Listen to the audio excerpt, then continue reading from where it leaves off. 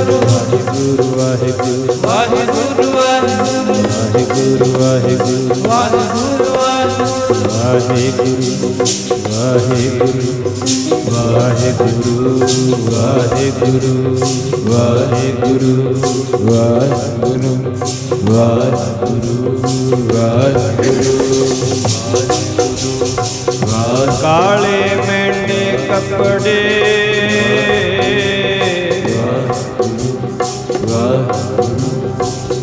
ਕਾਲਾ ਮੈਂਡਾ ਵੇਸ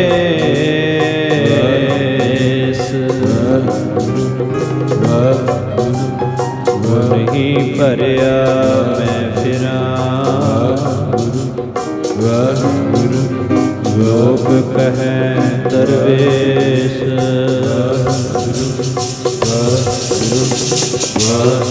ਮੈਂ ਤਾਂ ਸਾਰਿਆਂ ਗੁਣਾਂ ਤੋਂ ਹੀਣੀ ਕਿਹੜੀ ਭੇਦ ਮਿਲਾਂ ਪਿਆਰੇ ਸਾਰਿਆਂ ਗੁਣਾਂ ਤੋਂ ਹੀਣੀ ਕਿਹੜੀ ਭੇਦ ਮਿਲਾਂ ਪਿਆਰੇ ਨੂੰ ਮੈਂ ਤਾਂ ਸਾਰਿਆਂ ਗੁਣਾਂ ਤੋਂ ਹੀਣੀ ਕਿਹੜੀ ਭੇਦ ਮਿਲਾਂ ਪਿਆਰੇ ਨੂੰ ਮੈਂ ਤਾਂ ਸਾਰਿਆਂ ਗੁਣਾਂ ਤੋਂ ਹੀਣੀ ਕਿਹੜੀ ਭੇਦ ਮਿਲਾਂ ਪਿਆਰੇ ਨੂੰ ਮੈਂ ਤਾਂ ਸਾਰਿਆਂ ਗੁਣਾਂ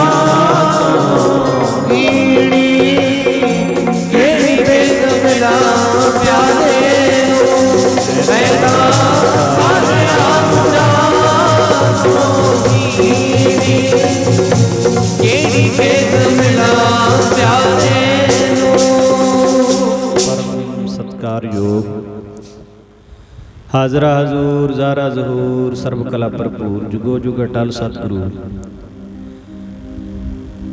ਸਾਹਿਬ ਸਤਿਗੁਰੂ ਸ੍ਰੀ ਗੁਰੂ ਗ੍ਰੰਥ ਸਾਹਿਬ ਮਹਾਰਾਜ ਸੱਚੇ ਪਾਤਸ਼ਾਹ ਜੀਆਂ ਦੀ ਅਪਾਰ ਕਿਰਪਾ ਬਖਸ਼ਿਸ਼ ਰਹਿਮਤ ਦਾ ਸਦਕਾ ਸਤ ਸੰਗ ਦਾ ਆਨੰਦ ਮਾਣ ਰਹੇ ਸਮੂਹ ਗੁਰੂ ਖਾਲਸਾ ਸਤਿਗੁਰੂ ਜੀ ਦੀ ਸਾਜੀ ਨਵਾਜੀ ਸਾਧ ਸੰਗਤ ਜੀ ਅਦਬ ਸਤਿਕਾਰ ਸਹਿਤ ਗੁਰਫਤਿਹ ਦੀ ਸਾਂਝ ਪਾਓ ਗੱਜ ਕੇ ਆਖੋ ਜੀ ਵਾਹਿਗੁਰੂ ਜੀ ਕਾ ਖਾਲਸਾ ਵਾਹਿਗੁਰੂ ਜੀ ਕੀ ਫਤਿਹ। ਦਾਤਾਰ ਪਾਤਸ਼ਾਹ ਜੀ ਦੀ ਅਪਾਰ ਕਿਰਪਾ ਰਹਿਮਤ ਦਾ ਸਦਕਾ ਆਪਾਂ ਸਾਰਿਆਂ ਨੂੰ ਸਤਸੰਗ ਦਾ ਸੁਭਾਗ ਪ੍ਰਾਪਤ ਹੋ ਰਿਹਾ ਹੈ। ਆਪਣੇ ਜੀਵਨ ਦੀਆਂ ਅਮੋਲਕ ਘੜੀਆਂ ਅਮੋਲਕ ਸਮਾਂ ਗੁਰੂ ਚਰਨਾਂ ਦੇ ਵਿੱਚ ਸਫਲ ਹੋ ਰਿਹਾ ਹੈ। ਸੁਰਤੀ ਬਿਰਤੀ ਕਰਕੇ ਮਾਲਕ ਦੀ ਨੇੜਤਾ ਦਾ ਆਨੰਦ ਮਾਣ ਰਹੇ ਹੋ। ਉਹਨਾਂ ਮਹਾਨ ਮਹਾਂਪੁਰਸ਼ਾਂ ਦੇ ਪਵਿੱਤਰ ਜੀਵਨ ਆਪ ਜੀ ਸਰਵਣ ਕਰਦੇ ਆ ਰਹੇ ਹੋ। ਗਰੀਬ ਨਵਾਜ਼ ਸੱਚੇ ਪਾਤਸ਼ਾਹ ਕਿਰਪਾ ਕਰਕੇ ਆਪਾਂ ਸਾਰਿਆਂ ਨੂੰ ਰਹਿਮਤ ਬਖਸ਼ਿਸ਼ ਕਰਕੇ ਇਹ ਸੁਭਾਗ ਬਖਸ਼ ਰਹੇ ਨੇ। ਕਾਫੀ ਲੰਮੇ ਸਮੇਂ ਤੋਂ ਲਗਾਤਾਰ ਤਕਰੀਬਨ 1.5 ਮਹੀਨਾ ਹੋ ਚੱਲਿਆ ਹੈ ਵੀ ਆਪਾਂ ਨੂੰ ਇਹ ਸਤਸੰਗ ਦੀਆਂ ਘੜੀਆਂ ਹਜ਼ੂਰ ਬਖਸ਼ ਰਹੇ ਨੇ। ਇਹ ਵੀ ਮਹਾਰਾਜ ਦਾ ਬਹੁਤ ਵੱਡਾ ਤਰਸ ਹੈ, ਮਹਾਰਾਜ ਦੀ ਬਹੁਤ ਵੱਡੀ ਕਿਰਪਾ ਹੈ। ਕਿੰਨੇ ਭਗਤ ਸਾਹਿਬਾਨਾਂ ਦੇ ਪਵਿੱਤਰ ਜੀਵਨ ਆਪ ਜੀ ਵਿਚਾਰ ਕਰਦੇ ਆ ਰਹੇ ਹੋ। ਉਹਨਾਂ ਨੇ ਆਪਣੇ ਜੀਵਨਾਂ ਦੇ ਵਿੱਚ ਕੈਸੀ ਘਾਲਣਾ ਘਾਲੀ ਧਰਮ ਨੂੰ ਕਮਾਇਆ ਔਰ ਜਿਤਨੇ ਵੀ ਭਗਤ ਸਾਹਿਬਾਨਾਂ ਦੇ ਆਪ ਜੀ ਨੇ ਬਿਰਤਾਂਤ ਸਾਖੀਆਂ ਜੀਵਨ ਘਟਨਾਵਾਂ ਉਹਨਾਂ ਦੇ ਜੀਵਨਾਂ ਦੀਆਂ ਸੁਣੀਆਂ ਨੇ। ਉਹਨਾਂ ਸਾਰੇ ਭਗਤ ਸਾਹਿਬਾਨਾਂ ਦਾ ਜ਼ਿਕਰ ਸ੍ਰੀ ਗੁਰੂ ਗ੍ਰੰਥ ਸਾਹਿਬ ਮਹਾਰਾਜ ਜੀ ਦੇ ਵਿੱਚ ਆਇਆ ਹੈ। ਸ੍ਰੀ ਗੁਰੂ ਗ੍ਰੰਥ ਸਾਹਿਬ ਮਹਾਰਾਜ ਸੱਚੇ ਪਾਤਸ਼ਾਹ ਜੀਆਂ ਦੇ ਪਵਿੱਤਰ ਬਾਣੀ ਦੇ ਵਿੱਚ ਉਹਨਾਂ ਦਾ ਕਿਤੇ ਨਾ ਕਿਤੇ ਹਜ਼ੂਰ ਨੇ ਜ਼ਿਕਰ ਜ਼ਰੂਰ ਕੀਤਾ ਹੈ। ਪਿਛਲੇ ਪ੍ਰਸੰਗ ਦੇ ਵਿੱਚ ਆਪ ਜੀ ਨੇ ਰਾਜੇ ਹਰੀ ਚੰਦ ਦੀ ਧਰਮ ਪਤਨੀ ਤਾਰਾ ਰਾਣੀ ਦਾ ਪ੍ਰਸੰਗ, ਉਹਦੇ ਜੀਵਨ ਦੇ ਵਿੱਚੋਂ ਸਾਧ ਸੰਗਤ ਦੇ ਨਾਲ ਪ੍ਰੇਮ ਕਰਨ ਦੀ ਜਾਚ ਮਿਲਦੀ ਹੈ। ਤੇ ਭਾਈ ਗੁਰਦਾਸ ਸਾਹਿਬ ਜੀ ਨੇ ਤਾਰਾ ਜੀ ਦਾ ਪ੍ਰਸੰਗ ਆਪਣੀਆਂ ਵਾਰਾਂ ਦੇ ਵਿੱਚ ਦਰਜ ਕੀਤਾ ਹੈ। ਤੇ ਅੱਜ ਜਿਹੜੇ ਮਹਾਨ ਗੁਰਮੁਖ ਦਾ ਜੀਵਨ ਆਪ ਜੀ ਨਾਲ ਸਾਂਝਾ ਕਰਨਾ ਜੀ ਉਹ ਰਾਜਾ ਹਰੀ ਚੰਦ ਹੈ। ਰਾਜ ਭਾਗ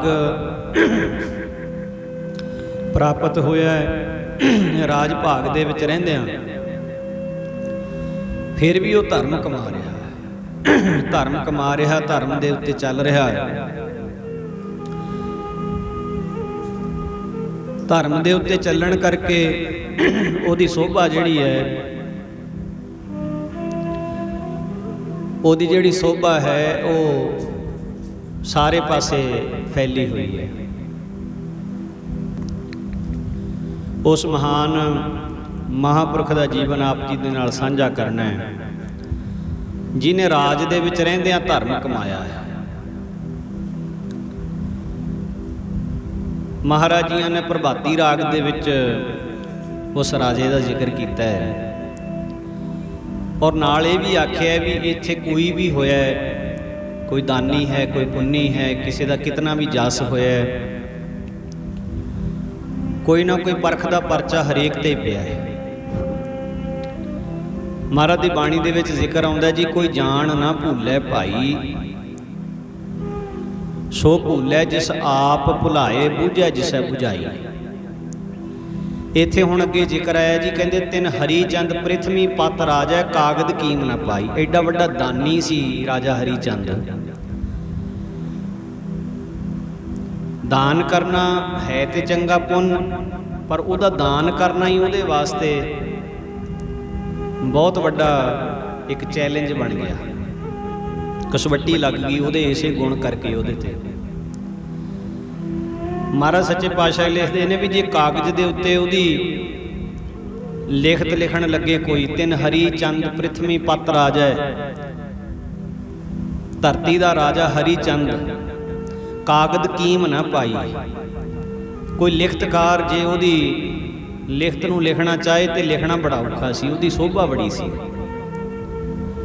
ਬਹੁਤ ਵਡਿਆਈ ਹੋ ਰਹੀ ਸੀ ਉਹਦੀ। ਬਾਣੀ ਕਹਿੰਦੀ ਜੀ ਸੱਚੇ ਮਾਰਗ ਚੱਲਦਿਆਂ ਉਸਤਤ ਕਰੇ ਜਹਾਨ। ਸੰਸਾਰ ਦੇ ਲੋਕੀ ਵਡਿਆਈ ਕਰਦੇ ਨੇ, ਪਰ ਜੇ ਉਹ ਜਾਣਦਾ ਵੀ ਔਗਣ ਜਾਣੇ ਤਾਂ ਪੁੰਨ ਕਰੇ ਕਿਉਂ, ਜੇ ਉਹਨੂੰ ਇਸ ਗੱਲ ਦਾ ਪਤਾ ਲੱਗ ਜਾਂਦਾ ਵੀ ਇਹ ਦਾਨ ਪੁੰਨ ਜਿਹੜੀ ਮੈਂ ਇਹ ਬਿਰਤੀ ਬਣਾਈ ਹੋਈ ਹੈ, ਇੱਕ ਦਿਨ ਇਹਨੇ ਮੇਰੇ ਗਲ ਬਹੁਤ ਵੱਡਾ ਇੱਕ ਆਫਤਾਂ ਦਾ ਹਾਰ ਪਾ ਦੇਣਾ, ਦੁੱਖਾਂ ਦਾ ਪਹਾੜ ਢਹਿਣਾ ਇਸ ਪੁੰਨ ਕਰਨ ਕਰਕੇ ਹੀ। ਤਾਂ ਕਹਿੰਦੇ ਉਹ ਕਾਹਨੂੰ ਕਰਦਾ, ਪਰ ਬਾਣੀ ਕਹਿੰਦੀ ਹੈ ਜੀ ਜੋ ਪ੍ਰਮਾਤਮਾ ਨੇ ਲਿਖਤ ਕਰ ਦਿੱਤੀ ਨਾ ਇੱਕ ਵਾਰੀ, ਬਿਨਾਂ ਬੰਦਗੀ ਤੋਂ ਉਹ ਲਿਖਤਾਂ ਟਲਦੀਆਂ ਨਹੀਂ। ਜੋ ਲਿਖਿਆ ਕਰਤਾਰ ਲੇਖ ਨਾ ਮਿਟਦੇ ਲੇਖ ਨਾ, ਜੋ ਲਿਖਿਆ ਕਰਤਾਰ ਲੇਖ ਨਾ ਮਿਟਦੇ ਲੇਖ ਨਾ ਮਿਟਦੇ। ਜੋ ਲਿਖਿਆ ਕਰਤਾਰ ਲੇਖ ਨਾ ਮਿਟਦੇ ਲੇਖ ਨਾ ਮਿਟਦੇ। ਜੀ ਜੋ ਲਿਖਿਆ ਕਰਤਾਰ ਲੇਖ ਨਾ ਮਿਟਦੇ ਲੇਖ ਨਾ ਮਿਟਦੇ। ਜੋ ਲਿਖਿਆ ਕਰਤਾਰ ਲੇਖ ਨਾ ਮਿਟਦੇ ਲੇਖ ਨਾ ਮਿਟਦੇ। ਜੋ ਲਿਖਿਆ ਕਰਤਾਰ ਲੇਖ ਨਾ ਮਿਟਦੇ ਲੇਖ ਨਾ ਮਿਟਦੇ। ਜੋ ਲਿਖਿਆ ਕਰਤਾਰ ਲੇਖ ਨਾ ਮਿਟਦੇ ਲੇਖ ਨਾ ਮਿਟਦੇ। ਜੋ ਲਿਖਿਆ ਕਰਤਾਰ ਲੇਖ ਨਾ ਮਿਟਦੇ ਲੇਖ ਨਾ ਮਿਟਦੇ ਬਈ। ਜੋ ਲਿਖਿਆ ਕਰਤਾਰ ਲੇਖ ਨਾ ਮਿਟਦੇ ਲੇਖ ਨਾ ਮਿਟਦੇ। ਜੋ ਲਿਖਿਆ ਕਰਤਾਰ ਲੇਖ ਨਾ ਮਿਟਦੇ ਲੇਖ ਨਾ ਮਿਟਦੇ। ਜੋ ਲਿਖਿਆ ਕਰਤਾਰ ਲੇਖ ਨਾ ਮਿਟਦੇ ਲੇਖ ਨਾ ਮਿਟਦੇ। ਜੋ ਲਿਖਿਆ ਕਰਤਾਰ ਲੇਖ ਨਾ ਮਿਟਦੇ ਲੇਖ ਨਾ ਮਿਟਦੇ। ਵਾਹਿਗੁਰੂ ਦੀ ਲਿਖਤ ਨੂੰ ਕੋਈ ਮੇਟਣ ਦੇ ਸਮਰੱਥ ਨਹੀਂ ਹੁੰਦਾ। ਹਰੀ ਚੰਦ ਰਾਜਾ ਬਹੁਤ ਵੱਡਾ ਦਾਨੀ ਹੈ, ਉਹਦੇ ਦਾਨ ਦਾ ਸਦਕਾ ਉਹਦੀ ਬੜੀ ਸੋਭਾ ਹੁੰਦੀ ਹੈ। ਪਰਜਾ ਦੇ ਵਿੱਚ ਤੇ ਉਹਦੀ ਸੋਭਾ ਹੋਣੀ ਹੋਈ ਹੈ। ਉਹਦੀ ਸੋਭਾ ਸਵਰਗ ਲੋਕ ਤੱਕ ਵੀ ਪੁੱਜ ਗਈ ਸੀ, ਕਹਿੰਦੇ ਜੀ ਇੰਨੀ ਸੋਭਾ ਹੁੰਦੀ ਸੀ ਵੀ ਐਡਾ ਵੱਡਾ ਦਾਨੀ ਹੈ ਰਾਜਾ ਹਰੀ ਚੰਦ। ਉਹਦੇ ਦੁਆਰ ਤੇ ਆਇਆ ਹੋਇਆ ਕੋਈ ਕਦੇ ਖਾਲੀ ਨਹੀਂ ਮੁੜ ਕੇ ਜਾਂਦਾ। ਰਾਜੇ ਹਰੀ ਚੰਦ ਦੀ ਸੋਭਾ ਜਿਸ ਵੇਲੇ ਸਵਰਗ ਦੇ ਰਾਜੇ ਇੰਦਰ ਦੇ ਕੋਲ ਪਹੁੰਚੀ ਤੇ ਸਵਰਗ ਦਾ ਰਾਜਾ ਇੰਦਰ ਇਸ ਗੱਲੋਂ ਬੜਾ ਪਰੇਸ਼ਾਨ ਹੈ ਵੀ ਜੇ ਐਡਾ ਵੱਡਾ ਦਾਨੀ ਹੈ, ਐਡਾ ਵੱਡਾ ਬਚਨਾਂ ਦਾ ਪੱਕਾ ਹੈ, ਧਰਮ ਕਮਾਉਣ ਵਾਲਾ, ਸੱਤਵਾਦੀ ਹੈ, ਉਹਨੂੰ ਸੱਤਿਆਵਾਦੀ ਰਾਜਾ ਹਰੀਸ਼ ਚੰਦਰ ਕਹਿੰਦੇ ਤਾਂ ਫਿਰ ਇੱਕ ਦਿਨ ਉਹ ਮੇਰਾ ਸਵਰਗ ਦਾ ਰਾਜ ਵੀ ਸਾਂਭ ਸਕਦਾ, ਉਹਨੂੰ ਆਪਦਾ ਡਰ ਪੈ ਗਿਆ। ਪਰ ਇਸ ਗੱਲ ਨੂੰ ਉਹਨੇ ਪੱਕਾ ਕਰਨ ਵਾਸਤੇ ਉਹਨੇ ਨਾਰਦ ਮੁਨੀ ਦੀ ਜ਼ਿੰਮੇਵਾਰੀ ਲਾਈ ਵੀ ਤੂੰ ਜਾ ਕੇ ਆ, ਮਾਤਲੋਕ ਦੇ ਵਿੱਚ ਜਾ ਕੇ ਪਤਾ ਕਰ ਵੀ ਕੀ ਵਾਕਈ ਉਹਦੀ ਇੰਨੀ ਸੋਭਾ ਜਿਹੜੀ ਹੋ ਰਹੀ ਹੈ ਉਹ ਵਾਕਈ ਇਸ ਲਾਇਕ ਹੈ ਜਾਂ ਐਵੇਂ ਹੀ ਕਈ ਵਾਰੀ ਰੌਲਾ ਹੀ ਜ਼ਿਆਦਾ ਹੁੰਦਾ, ਪਤਾ ਕਰ ਜਾ। ਕਹਿੰਦੇ ਨਾਰਦ ਮੁਨੀ ਨੇ ਆਣ ਕੇ ਰਾਜੇ ਹਰੀ ਚੰਦ ਦੀ ਸਭਾ ਦੇ ਵਿੱਚ ਸਾਰੀ ਜਾਂਚ ਪੜਤਾਲ ਕੀਤੀ, ਪਰਜਾ ਦੇ ਕੋਲੋਂ ਵੀ ਭੇਸ ਬਦਲ ਕੇ ਪੁੱਛਿਆ ਤੇ ਪਤਾ ਲੱਗਿਆ ਜੀ ਵੀ ਵਾਕਈ ਰਾਜੇ ਹਰੀ ਚੰਦ ਦੇ ਵਿੱਚ ਇੱਕ ਖਾਸੀਅਤ ਹੈ, ਉਹ ਬਚਨਾਂ ਦਾ ਪੱਕਾ ਹੈ। ਜੋ ਬਚਨ ਕਰ ਦਿੰਦਾ ਉਹ ਤੋਂ ਪਿੱਛੇ ਨਹੀਂ ਹਟਦਾ, ਜੋ ਉਹ ਕਹਿ ਦਿੰਦਾ ਉਹ ਤੋਂ ਕਦੇ ਪਿੱਛੇ ਨਹੀਂ ਹਟਦਾ। ਅੱਛਾ ਜੀ, ਹੁਣ ਨਾਰਦ ਜੀ ਇਹ ਸਾਰੀ ਜਾਣਕਾਰੀ ਇਕੱਠੀ ਕਰਕੇ ਤੇ ਵਾਪਸ ਸਵਰਗ ਦੇ ਰਾਜੇ ਇੰਦਰ ਕੋਲ ਪੁੱਜਦੇ ਆ। ਰਾਜੇ ਇੰਦਰ ਨੂੰ ਜਾ ਕੇ ਦੱਸਦੇ ਨੇ ਵੀ ਰਾਜਨ ਗੱਲ ਠੀਕ ਹੈ ਜੋ ਤੈਂ ਸੁਣਿਆ ਹੈ, ਤੇ ਸੱਚ ਇਹੀ ਹੈ ਵੀ ਜੇ ਰਾਜਾ ਹਰੀ ਚੰਦ ਆਪਣੇ ਬਚਨਾਂ ਤੇ ਪੱਕਾ ਰਿਹਾ, ਇਸੇ ਤਰ੍ਹਾਂ ਧਰਮ ਕਮਾਉਂਦਾ ਰਿਹਾ, ਤੇ ਯਾਦ ਰੱਖੀ ਇੱਕ ਦਿਨ ਤੇਰੀ ਗੱਦੀ ਵੀ ਤੇਰੇ ਹੱਥੋਂ ਜਾਂਦੀ ਲੱਗਣੀ ਹੈ। ਸਵਰਗ ਦਾ ਰਾਜ ਰਾਜੇ ਹਰੀ ਚੰਦ ਨੂੰ ਮਿਲ ਜਾਣਾ ਉਹਦੇ ਪੁੰਨਾਂ ਦੇ ਕਰਕੇ। ਹੁਣ ਇੱਥੇ ਥੋੜੀ ਜਿਹੀ ਵਿਚਾਰ ਜੇ ਆਪਾਂ ਗੁਰਮਤਿ ਦੇ ਅਨੁਸਾਰ ਲਿਆਈਏ ਤੇ ਸਾਧ ਸੰਗਤ ਇੱਕੋ ਇੱਕ ਮੁਕਤੀ ਦਾ ਸਾਧਨ ਹੈ ਭਗਤੀ, ਨਾਮ। ਜਿਹੜਾ ਦਾਨ ਪੁੰਨ ਹੈ ਇਹ ਸੁਖ ਦੇ ਸਕਦਾ ਹੈ, ਸਵਰਗ ਦੇ ਸਕਦਾ ਹੈ, ਪਰ ਮੁਕਤੀ ਨਹੀਂ ਦੇ ਸਕਦਾ। ਮਹਾਰਾਜ ਬਾਣੀ 'ਚ ਲਿਖਦੇ ਨੇ, ਕਹਿੰਦੇ ਪੁੰਨ ਦਾਨ ਜੋ ਬੀਜਦੇ ਸਭ ਧਰਮ ਰਾਏ ਕਹਿ ਜਾਈ। ਦਾਨ ਪੁੰਨ ਕਰਨ ਵਾਲਿਆਂ ਨੂੰ ਵੀ ਧਰਮ ਰਾਜੇ ਦੀ ਕਚਹਿਰੀ ਵਿੱਚ ਜਾਣਾ ਪੈਂਦਾ। ਧਰਮ ਰਾਜੇ ਦੀ ਕਚਹਿਰੀ ਦੇ ਵਿੱਚ ਜਾ ਕੇ ਉਹਨਾਂ ਦਾ ਲੇਖਾ ਹਿਸਾਬ ਹੁੰਦਾ ਹੈ, ਤੇ ਜਿਹੜੇ ਉਹਨਾਂ ਨੇ ਦਾਨ ਪੁੰਨ ਕੀਤੇ ਹੁੰਦੇ ਨੇ ਉਹਨਾਂ ਦੇ ਬਦਲੇ ਉਹਨਾਂ ਨੂੰ ਫਿਰ ਸਵਰਗ ਮਿਲਦਾ ਹੈ, ਸੁਖ ਮਿਲਦਾ ਹੈ। ਤੁਸੀਂ ਵੇਖਦੇ ਹੋ ਨਾ ਜੀ, ਕਈਆਂ ਨੇ ਆਪਣੀ ਜ਼ਿੰਦਗੀ ਦੇ ਵਿੱਚ ਕੋਈ ਬਹੁਤੀ ਮਿਹਨਤ ਤਾਂ ਕੀਤੀ ਨਹੀਂ ਹੁੰਦੀ, ਪਰ ਉਹਨਾਂ ਨੂੰ ਪਿਤਾ ਪੁਰਖੀ ਜਾਇਦਾਦ, ਪੈਸਾ, ਸੁੱਖ ਸਹੂਲਤਾਂ, ਵਡਿਆਈਆਂ, ਪ੍ਰਭਤਾ ਸਭ ਕੁਝ ਮਿਲ ਜਾਂਦਾ ਹੈ। ਉਹ ਐਵੇਂ ਨਹੀਂ ਮਿਲਦਾ, ਉਹ ਕੋਈ ਪਿਛਲੇ ਜਨਮਾਂ ਦਾ ਕੀਤਾ ਹੋਇਆ ਦਾਨ ਪੁੰਨ ਹੁੰਦਾ ਹੈ। ਉਹ ਦਾਨ ਪੁੰਨ ਕਿਸੇ ਦਾ ਕੀਤਾ ਹੋਇਆ ਫਲੀਭੂਤ ਹੁੰਦਾ ਹੈ। ਰਾਜਾ ਬਿਕਰਮਾਦੱਤ ਹੋਇਆ ਜੀ ਇੱਕ, ਜਿਹਦੇ ਨਾਮ ਤੇ ਬਿਕਰਮੀ ਕੈਲੰਡਰ ਸ਼ੁਰੂ ਹੋਇਆ ਸੀ। ਰਾਜਾ ਬਿਕਰਮਾਦੱਤ ਨੇ ਇੱਕ ਵਾਰੀ ਆਪਣੀ ਭਰੀ ਸਭਾ ਦੇ ਵਿੱਚ ਸਵਾਲ ਕੀਤਾ ਵੀ ਕੋਈ ਦੱਸ ਸਕਦਾ ਵੀ ਮੈਨੂੰ ਐਡਾ ਵੱਡਾ ਰਾਜ ਕਿਹੜੇ ਪੁੰਨ ਕਰਕੇ ਮਿਲਿਆ, ਕਿਹੜੇ ਪੁੰਨ ਕਰਕੇ? ਕੋਈ ਜਵਾਬ ਨਾ ਦੇ ਸਕਿਆ। ਬੜੇ ਬੜੇ ਜੋਤਸ਼ੀਆਂ ਨੂੰ ਸੱਦਿਆ, ਹੋਰ ਵਿਦਵਾਨਾਂ ਨੂੰ। ਕੋਈ ਆਪਣੇ ਕਿਆਫੇ ਲਾਈ ਜਾਵੇ, ਤੁਸੀਂ ਫਲਾਣੇ ਤੀਰਥ ਤੇ ਜਾ ਕੇ ਕਦੇ ਦਾਨ ਕੀਤਾ ਸੀ, ਉਹਦਾ ਫਲ ਮਿਲਿਆ, ਉਹਦੀ ਤਸੱਲੀ ਨਾ ਹੋਵੇ। ਅਖੀਰ ਇੱਕ ਵਜ਼ੀਰ ਦੀ ਲੜਕੀ ਆਪਣੇ ਪਿਤਾ ਨੂੰ ਪਰੇਸ਼ਾਨ ਵੇਖ ਕੇ ਉਹਦਾ ਕਾਰਨ ਪੁੱਛਿਆ। ਜਦੋਂ ਪਤਾ ਲੱਗਿਆ ਵੀ ਰਾਜੇ ਨੇ ਆਹ ਸਵਾਲ ਕੀਤਾ, ਕੋਈ ਜਵਾਬ ਨਹੀਂ ਦੇ ਰਿਹਾ, ਉਹ ਲੜਕੀ ਕਹਿੰਦੀ ਮੈਨੂੰ ਨਾਲ ਲੈ ਜਾਓ, ਮੈਂ ਜਵਾਬ ਦਿਆਂਗੀ। ਰਾਜਾ ਬਿਕਰਮਾਦੱਤ ਦੀ ਭਰੀ ਸਭਾ ਦੇ ਵਿੱਚ ਉਸ ਵਜ਼ੀਰ ਦੀ ਲੜਕੀ ਨੇ ਆਣ ਕੇ ਕਹਿਣਾ ਕੀਤਾ, ਰਾਜਨ ਯਕੀਨ ਤੈਨੂੰ ਆਉਣਾ ਨਹੀਂ ਮੇਰੇ ਕਹੇ ਤੇ, ਪਰ ਜੇ ਯਕੀਨ ਆ ਜਾਵੇ ਤਾਂ ਹੁਣੇ ਹੀ ਗੱਲ ਨਿਬੜ ਜਾਣੀ ਹੈ। ਜੇ ਨਾ ਯਕੀਨ ਆਇਆ, ਮੈਨੂੰ ਸਾਬਤ ਕਰਨਾ ਪਿਆ, ਤਾਂ ਫਿਰ ਤੈਨੂੰ ਮੇਰੇ ਨਾਲ ਜਾਣਾ ਪੈਣਾ। ਰਾਜਾ ਬਿਕਰਮਾਦੱਤ ਕਹਿੰਦਾ, ਦੱਸ ਮੈਨੂੰ ਕਿਸ ਪੁੰਨ ਕਰਕੇ ਰਾਜ ਮਿਲਿਆ? ਉਹ ਵਜ਼ੀਰ ਦੀ ਲੜਕੀ ਕਹਿੰਦੀ, ਤੈਨੂੰ ਅੱਧੀ ਰੋਟੀ ਦਾਨ ਕਰਨ ਬਦਲੇ ਐਡਾ ਵੱਡਾ ਰਾਜ ਮਿਲਿਆ। ਅੱਧੀ ਰੋਟੀ। ਜਿਹੜੇ ਸਭਾ ਦੇ ਵਿੱਚ ਬੈਠੇ ਸੀ ਨਾ ਵਿਦਵਾਨ, ਹੱਸ ਪਏ ਸਾਰੇ, ਕਹਿੰਦੇ ਅੱਧੀ ਰੋਟੀ ਦਾਨ ਕਰਨ ਬਦਲੇ ਐਡਾ ਵੱਡਾ ਰਾਜ, ਐਡੀ ਵੱਡੀ ਗੱਪ, ਐਡਾ ਵੱਡਾ ਝੂਠ, ਇਹ ਹੋ ਹੀ ਨਹੀਂ ਸਕਦਾ। ਰਾਜਾ ਬਿਕਰਮਾਦੱਤ ਨੂੰ ਵੀ ਯਕੀਨ ਨਾ ਆਵੇ, ਕਹਿੰਦਾ ਨਹੀਂ ਹੋ ਨਹੀਂ ਸਕਦਾ ਇੱਦਾਂ, ਅੱਧੀ ਰੋਟੀ ਬਦਲੇ ਐਡਾ ਵੱਡਾ ਰਾਜ। ਕਹਿੰਦੀ ਰਾਜਨ ਮੈਨੂੰ ਪਤਾ ਸੀ ਤੈਨੂੰ ਯਕੀਨ ਨਹੀਂ ਆਉਣਾ, ਪਤਾ ਸੀ। ਅੱਛਾ ਚੱਲ ਮੈਂ ਤੈਨੂੰ ਯਕੀਨ ਦਿਵਾਵਾਂਗੀ, ਪਰ ਜਾਣਾ ਤੈਂ ਤੇ ਮੈਂ ਇਕੱਲਿਆਂ, ਹੋਰ ਨਹੀਂ ਕੋਈ ਨਾਲ ਜਾਣਾ ਚਾਹੀਦਾ। ਲੜਕੀ ਰਾਜੇ ਬਿਕਰਮਾਦੱਤ ਨੂੰ ਲੈ ਕੇ ਜੰਗਲ ਵਿੱਚ ਚਲੀ ਗਈ। ਅੱਗੇ ਦੇਖਿਆ ਇੱਕ ਸਾਧੂ ਫਕੀਰ, ਉਹ ਕੀ ਕਰਦਾ ਹੈ, ਧੂਣੇ ਕੋਲ ਬੈਠਾ ਹੈ, ਪਾਣੀ ਕੋਲ ਰੱਖਿਆ ਹੋਇਆ ਹੈ, ਸਵਾਹ ਕੱਢਦਾ ਹੈ, ਪਾਣੀ ਵਿੱਚ ਘੋਲਦਾ ਪੀ ਲੈਂਦਾ ਹੈ, ਫਿਰ ਸਵਾਹ ਪਾਣੀ ਵਿੱਚ ਘੋਲਦਾ ਪੀ ਲੈਂਦਾ, ਬਸ ਇਹੀ ਕੰਮ ਕਰੀ ਜਾਂਦਾ ਹੈ। ਰਾਜੇ ਬਿਕਰਮਾਦੱਤ ਨੂੰ ਲੜਕੀ ਕਹਿੰਦੀ ਉਸ ਸਾਧੂ ਨੂੰ ਪੁੱਛ ਵੀ ਤੈਨੂੰ ਐਡਾ ਵੱਡਾ ਰਾਜ ਕਿਵੇਂ ਮਿਲਿਆ। ਸਾਧੂ ਨੂੰ ਪੁੱਛਿਆ, ਉਹ ਕਹਿੰਦਾ ਰਾਜਨ ਦੱਸ ਤਾਂ ਮੈਂ ਵੀ ਸਕਦਾ, ਪਰ ਤੈਨੂੰ ਜੇ ਯਕੀਨ ਆ ਜਾਏ ਤਾਂ ਚੰਗਾ, ਨਾ ਯਕੀਨ ਆਇਆ ਤਾਂ ਫਿਰ ਹੋਰ ਅੱਗੇ ਜਾਣਾ ਪੈਣਾ। ਅੱਛਾ ਦੱਸ। ਕਹਿੰਦੇ ਤੈਨੂੰ ਰਾਜ ਮਿਲਿਆ ਅੱਧੀ ਰੋਟੀ ਬਦਲੇ। ਕਹਿੰਦਾ ਉਹੀ ਗੱਲ ਕਹਿਤੀ ਤੈਂ ਵੀ, ਪਰ ਅੱਛਾ ਚਲੋ ਹੁਣ ਯਕੀਨ ਆ ਜਾਵੇ, ਅੱਗੇ ਚੱਲਦੇ ਹਾਂ। ਹੁਣ ਉੱਥੋਂ ਰਾਜਾ ਬਿਕਰਮਾਦੱਤ, ਉਹ ਲੜਕੀ ਤੇ ਉਹ ਸਵਾਹ ਘੋਲ ਕੇ ਪੀਣ ਵਾਲਾ ਸਾਧੂ ਅੱਗੇ ਹੋਰ ਸੰਘਣੇ ਜੰਗਲ ਵਿੱਚ ਚਲੇ ਗਏ।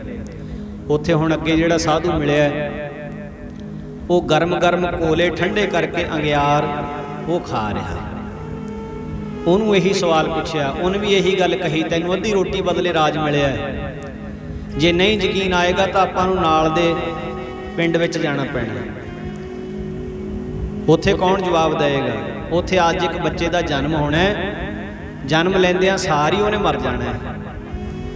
ਬਸ ਉਹਨੇ ਸਮੇਂ ਦੇ ਵਿੱਚ ਸਾਨੂੰ ਉਹਦੇ ਕੋਲੋਂ ਪੁੱਛਣਾ ਪੈਣਾ, ਉਹਦੀ ਮੌਤ ਹੋਣ ਤੋਂ ਪਹਿਲਾਂ ਉਹ ਜਵਾਬ ਦੇਵੇਗਾ। ਉਹ ਕਹਿੰਦੇ ਇੱਕ ਦਿਨ ਦਾ ਬੱਚਾ ਕਿਵੇਂ ਬੋਲ ਸਕਦਾ? ਕਹਿੰਦੇ ਉਹ ਸਾਡੇ ਤੇ ਛੱਡ ਦੇ, ਉਹ ਅਸੀਂ ਆਪੇ ਬੁਲਾ ਲਾਂਗੇ। ਰਾਜਾ ਬਿਕਰਮਾਦੱਤ, ਵਜ਼ੀਰ ਦੀ ਲੜਕੀ, ਸਵਾਹ ਘੋਲ ਕੇ ਪੀਣ ਵਾਲਾ ਸਾਧੂ, ਅੰਗਿਆਰ ਖਾਣ ਵਾਲਾ ਸਾਧੂ, ਇਹ ਚਾਰੇ ਹੀ ਜਣੇ ਨਗਰ ਵਿੱਚ ਆ ਗਏ। ਉਸ ਘਰੇ ਪੁੱਜ ਗਏ। ਬਾਲਕ ਦਾ ਜਨਮ ਹੋਇਆ। ਉਹਨਾਂ ਨੇ ਕਿਹਾ ਸਾਨੂੰ ਬਾਲਕ ਨੂੰ ਮਿਲਾ ਦਿਓ। ਘਰਦਿਆਂ ਨੇ ਥੋੜ੍ਹੀ ਜਿਹੀ ਅੜੀ ਕੀਤੀ, ਫਿਰ ਚਲੋ ਸਾਧੂ ਜਾਣ ਕੇ ਮੰਨ ਗਏ। ਸੱਦਿਆ, ਮਹਾਂਪੁਰਸ਼ਾਂ ਨੇ ਸੱਦਿਆ ਦੇਤੀ ਸਾਧੂਆਂ ਨੇ। ਕਹਿੰਦੇ ਇਹ ਬਾਲਕ ਦੱਸ ਬਈ ਰਾਜੇ ਬਿਕਰਮਾਦੱਤ ਨੂੰ ਐਡਾ ਵੱਡਾ ਰਾਜ ਕਾਹਦੇ ਕਰਕੇ ਮਿਲਿਆ? ਕਹਿੰਦਾ ਰਾਜਨਾ ਅੱਧੀ ਰੋਟੀ ਦਾਨ ਕੀਤੀ ਸੀ, ਉਹਦੇ ਬਦਲੇ ਰਾਜ ਮਿਲ ਗਿਆ ਤੈਨੂੰ, ਅੱਧੀ ਰੋਟੀ ਬਦਲੇ। ਉਹ ਕਹਿੰਦਾ ਕਿਵੇਂ?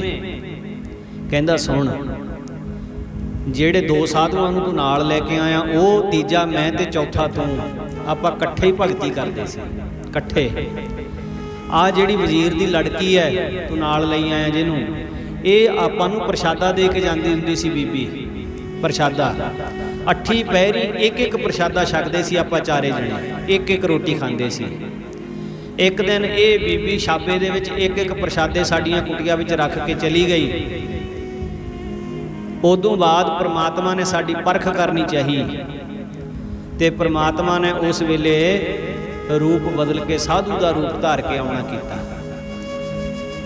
ਕਿਵੇਂ ਜਿਹੜਾ ਸਵਾਹ ਘੋਲ ਕੇ ਪੀਂਦਾ ਸਾਧੂ ਉਹਦੇ ਕੋਲੇ ਆਏ, ਉਹਦੇ ਕੋਲੇ ਆ ਕੇ ਪ੍ਰਸ਼ਾਦਾ ਮੰਗਿਆ। ਕਹਿੰਦੇ ਇੱਕੋ ਹੀ ਪ੍ਰਸ਼ਾਦਾ ਮੇਰੇ ਕੋਲੇ, ਇੱਕੋ ਹੀ ਪ੍ਰਸ਼ਾਦਾ, ਜੇ ਮੈਂ ਇਹ ਵੀ ਤੈਨੂੰ ਦੇ ਦਿੱਤਾ ਮੈਂ ਸਵਾਹ ਖਾਣੀ ਹੈ? ਕਹਿੰਦੇ ਤਥਾਸਤੂ, ਚੰਗਾ ਤੇਰੀ ਮਰਜ਼ੀ, ਤੂੰ ਸਵਾਹ ਹੀ ਖਾਂਦਾ ਰਹੀਂ। ਕਹਿੰਦੇ ਉਦੋਂ ਤੋਂ ਲੈ ਕੇ ਇਹ ਸਵਾਹ ਹੀ ਘੋਲ ਕੇ ਪੀ ਜਾਂਦਾ, ਇਹਨੇ ਭਾਗਾਂ ਵਿੱਚ ਇਹ ਲਿਖਾ ਲਿਆ। ਦੂਜੇ ਕੋਲੇ ਗਏ, ਇੱਕ ਤਾਂ ਰੋਟੀ ਹੈ ਮੇਰੇ ਕੋਲੇ, ਅੱਠੀ ਪਹਿਰੀ ਮੈਨੂੰ ਮਿਲੀ ਹੈ, ਜੇ ਮੈਂ ਇਹ ਵੀ ਤੈਨੂੰ ਦੇਤੀ ਮੈਂ ਅੰਗਿਆਰ ਖਾਣੇ ਨੇ। ਚੰਗਾ, ਕਹਿੰਦੇ ਤਥਾਸਤੂ, ਚੰਗਾ।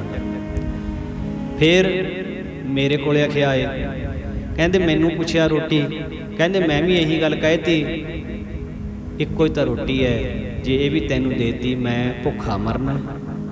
ਤਥਾਸਤੂ। ਕਹਿੰਦੇ ਉਦੋਂ ਤੋਂ ਲੈ ਕੇ ਜਿਹਨੇ ਕਿਹਾ ਸੀ ਸਵਾਹ ਖਾਣੀ ਹੈ ਉਹ ਸਵਾਹ ਘੋਲ ਪੀ ਜਾਂਦਾ ਹੈ, ਜਿਹਨੇ ਕਿਹਾ ਸੀ ਮੈਂ ਅੰਗਿਆਰ ਖਾਣੇ ਨੇ ਉਹ ਅੰਗਿਆਰ ਖਾਈ ਜਾਂਦਾ ਹੈ, ਮੈਂ ਕਿਹਾ ਸੀ ਮੈਂ ਭੁੱਖਾ ਮਰਨਾ, ਉਦੋਂ ਤੋਂ ਲੈ ਕੇ ਮੈਨੂੰ ਪਤਾ ਨਹੀਂ ਮੇਰੇ ਕਿੰਨੇ ਕੁ ਜਨਮ ਹੋ ਗਏ, ਮੈਨੂੰ ਦੁੱਧ ਪੀਣ ਦਾ ਵੀ ਹੁਕਮ ਨਹੀਂ ਹੈ, ਮੈਂ ਭੁੱਖਾ ਹੀ ਮਰ ਜਾਂਦਾ। ਤੇ ਜਦ ਰਾਜਨਾ ਤੇਰੇ ਕੋਲੇ ਭਗਵਾਨ ਆਏ तेरे कोले आए, तैं हथ जोड़ के अदब कीता, सत्कार कीता, बिठा लिया। आओ महापुरुषो, आओ बैठो, जी आया नू। अच्छा प्रशादा महाराज आ लो, प्रशादा हाजर। तेरे कोल जिहड़ा एक प्रशादा सी ते हाजर करता। भगवान जी कहंदे तेरे लिए हैगा, तेरे लिए। कहंदे महाराज मैं रज्जिया होया, रज्जिया होया, मैं रज्जिया होया। कहंदे तू रज्जिया होया, रज्जिया होया तां राजा हुंदा है। राजे नूं, रज्जे होए नूं राजा कहीदा। कहंदे भगवान जी ने अद्धा प्रशादा छकिया ते अद्धा तैनूं मोड़ दिता। बस उस अद्धे प्रशादे बदले भगवान ने तैनूं एडा वड्डा राज दे दिता। ये पुण्य कीते होए, पुण्य बीजे होए, इन्हां नूं फल पैंदा है। ते साध संग राजा हरिचंद बहुत वड्डा दानी, बहुत वड्डा पुन्नी। उहदी शोभा इंद्र नहीं झलनी औखी हो गई, क्योंकि जिहड़ी ईरखा है ना, ईरखा बहुत तंग करती है। जिन्हां नूं इह ईरखा दा रोग लग्या होवे वो दूजियां दी जय जयकार सुन नहीं सकते। हर वेले अंदर साड़ा, हर वेले अंदर सड़ी जाते हैं। क्यों उन्हां दी जय जयकार, क्यों उन्हां दी बल्ले बल्ले हो रही है। वो कहते ना जी भी पिंड दे विचों हाथी लंघण लग्या ते कुत्ते भौंकदे है। किसी ने पूछया तुसी भौंकदे क्यों, हाथी ने तुहाडा की बिगाड़िया? कहंदे बिगाड़िया नहीं कुछ भी, ये भौंकदे क्यों? कहंदे भौंकदे असी हाथी नूं नहीं, जेड़े मोहरे लोकी सत्कार वजों हथ जोड़ी खड़े है, भौंकदे असी उन्हां नूं आ भी असी भी तां पिंड विचों लंघदे ही, साडे लई तां हथ जोड़े नहीं कदे, ते तुसी हाथी वास्ते हथ क्यों जोड़े होए ने? बस ये ईरखा है। जिहनूं ईरखा द्वैश ने है मारिया, उन्हां दा इलाज कोई नहीं। जिहनूं ईरखा द्वैश ने है मारिया, बई उन्हां दा इलाज कोई ना। ईरखा द्वैश ने है, उन्हां दा इलाज कोई ना। जिहनूं ईरखा द्वैश ने है मारिया, उन्हां दा इलाज कोई ना। ईरखा द्वैश ने है मारिया, उन्हां दा इलाज कोई ना। जिने है मारिया, उन्हां दा इलाज कोई ना। जिन्हूं ईरखा द्वैश ने है मारिया, उन्हां दा इलाज कोई ना। ईरखा द्वैश का की इलाज हो सकता? अंदरों अंदर ही सड़ी जाना, दूजे की वडियाई वेख के जरनी ना। हुण राजा इंद्र बड़ा परेशान है। कहते जी उस वेले अचानक ऋषि विश्वामित्र सभा दे विच आ गए। राजे इंद्र नूं क्रोध दे विच देख के विश्वामित्र जी कारण पुछदे आ भी गल की, तू इन्ने गुस्से विच क्यों है? स्वर्ग दा राजा इन्ने गुस्से विच शोभदा नहीं, चंगा नहीं लगदा। विश्वामित्र नूं फिर राजे इंद्र ने अपनी व्यथा दसी। वो कहंदा भी ऐं करके मातलोक दे विच एक राजा है, वो हरिचंद उहदा नाम है, ਉਹਦੀ शोभा बड़ी है, बड़ा दानी है, बड़ा सतवादी है, जो वचन कर दिंदा है वचन ते पूरा उतरदा है, वचन तो कदे फेरिया नहीं है।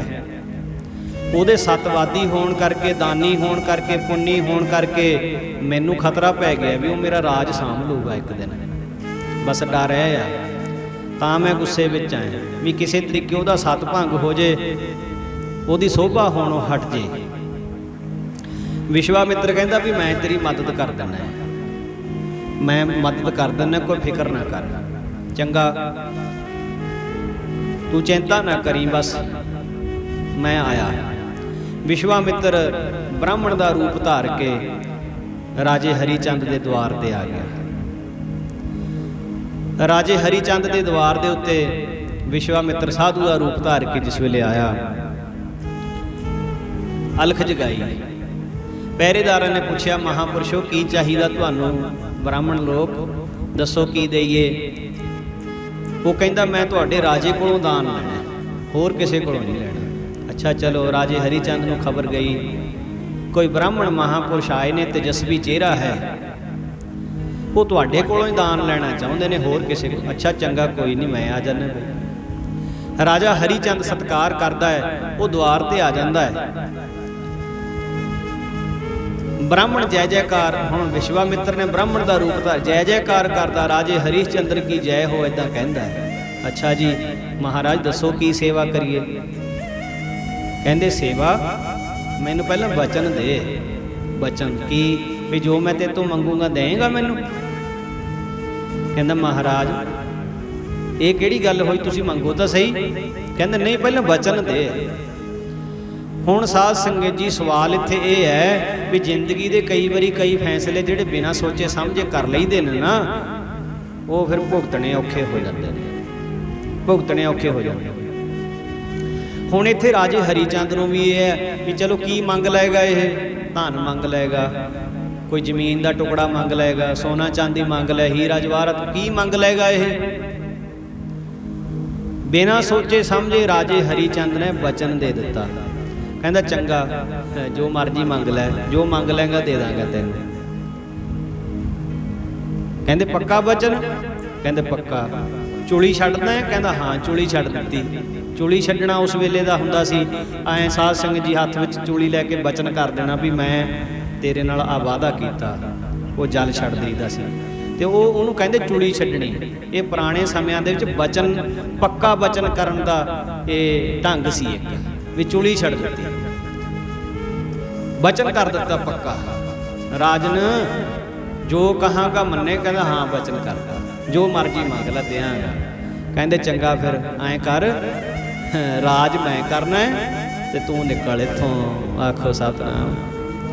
ਰਾਜ ਮੈਂ ਕਰਨਾ ਹੈ, ਤੂੰ ਛੱਡ ਦੇ ਰਾਜ ਤਖਤ। ਹੁਣ ਰਾਜਾ ਹਰੀ ਚੰਦ, ਹੁਣ ਵਿਸ਼ਵਾਮਿੱਤਰ ਇਹ ਸੋਚਦਾ ਬਈ ਰਾਜੇ ਵਾਸਤੇ ਧਨ ਦਾਨ ਕਰਨਾ ਸੌਖਾ ਹੈ, ਰਾਜੇ ਵਾਸਤੇ ਜ਼ਮੀਨਾਂ ਜਾਇਦਾਦਾਂ ਹਾਥੀ ਘੋੜੇ ਦਾਨ ਕਰਨੇ, ਰਾਜ ਤਾਂ ਨਹੀਂ ਛੱਡ ਸਕਦਾ। ਉਸੇ ਵੇਲੇ ਕਹਿ ਦੇਗਾ ਵੀ ਤੁਰਿਆ ਫਿਰ ਜਾ ਬਈ, ਮੈਂ ਨਹੀਂ ਰਾਜ ਛੱਡਦਾ, ਕਹਿ ਦੇਗਾ ਉਸ ਵੇਲੇ।